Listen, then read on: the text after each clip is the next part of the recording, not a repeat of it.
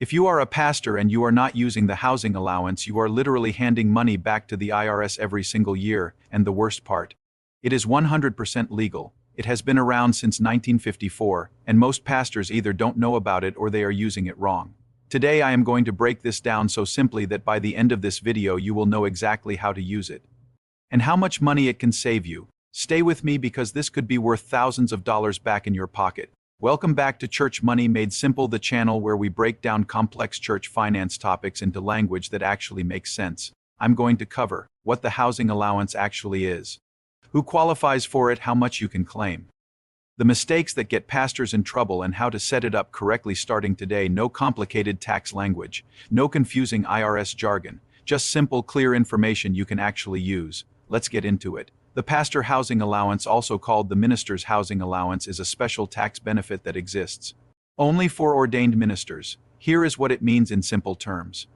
A portion of your income can be designated as a housing allowance, and that portion is completely excluded from your federal income tax. That means you do not pay federal income tax on it. Let me give you a quick example. Say you earn $60,000 a year as a pastor. Your church designates $20,000 of that as your housing allowance. You only pay federal income tax on the remaining $40,000. That $20,000? The IRS does not touch it. Now, depending on your tax bracket, that could save you anywhere from $2,000 to $5,000 per year, every single year. And this is not a loophole. This is not a gray area. This is written directly into the U.S. Tax Code, Section 107 of the Internal Revenue Code. It has been protecting pastors since 1954. Now here is where people get confused.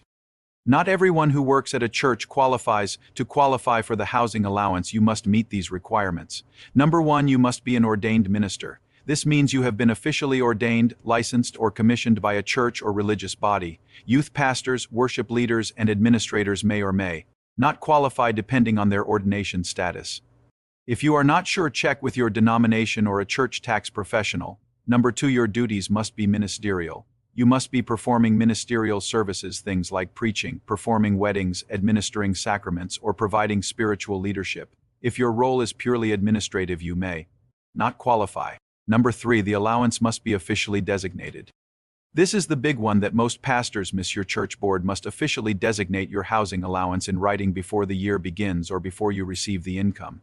You cannot go back at the end of the year. No, let's talk about what you can actually use the housing allowance for. The IRS allows you to exclude the lowest of these three amounts.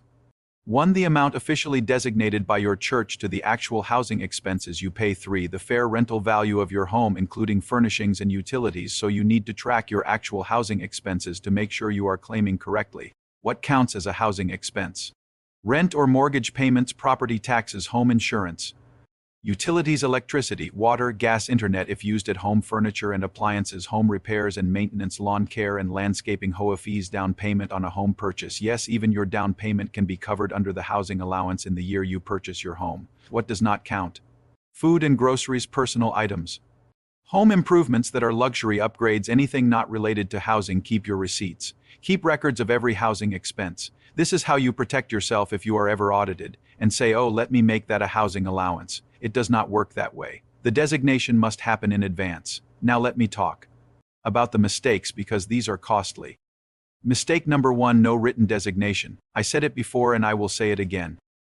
If your church board has not put your housing allowance in writing officially before the year starts, you cannot claim it. This is the number one mistake pastors make. Fix it today. Call a board meeting. Put it in the minutes. Get it on paper. Mistake number two, claiming more than your actual expenses. Some pastors designate a large housing allowance, but their actual expenses are much lower. You can only exclude what you actually spent. If your church designated $25,000 but you only spent $15,000 on housing, you can only exclude $15,000. The extra $10,000 becomes taxable income. Track every dollar. Mistake number three, forgetting self-employment tax. Here is something that surprises many pastors. The housing allowance saves you on federal income tax, but it does not save you on self-employment tax. Pastors are considered self-employed by the IRS for Social Security and Medicare purposes, so you still owe self-employment tax on your housing allowance amount. This catches pastors off guard every tax season. Plan for it in advance. Mistake number four, not updating the designation annually. Your housing allowance designation must be renewed every single year. It does not carry over automatically. Put it on your calendar. Every December, bring it to your board meeting and renew the designation for the coming year. Okay, so how do you actually set this up? Here are your action steps. Step 1. Determine your estimated housing expenses. Add up everything you expect to spend on housing in the coming year. Rent, mortgage, utilities, insurance, repairs, all of it. Step 2. Bring it to your church board. Present the number to your governing board elders, deacons, trustees, whoever makes decisions. Ask them to officially designate that amount as your housing allowance. Step 3. Record it in the board minutes. The designation must appear in writing in your official board meeting minutes. This is your legal documentation. Step 4. Track all your housing expenses. Keep receipts. Use a simple spreadsheet. Record every housing-related expense throughout the year. Step 5. Report correctly. At tax time, your housing allowance will not appear on your W-2. Or it may appear in box 14 as a reference. When you file your taxes, report only the taxable portion of your income. Work with a tax professional who has experience with minister taxes because this is specialized territory.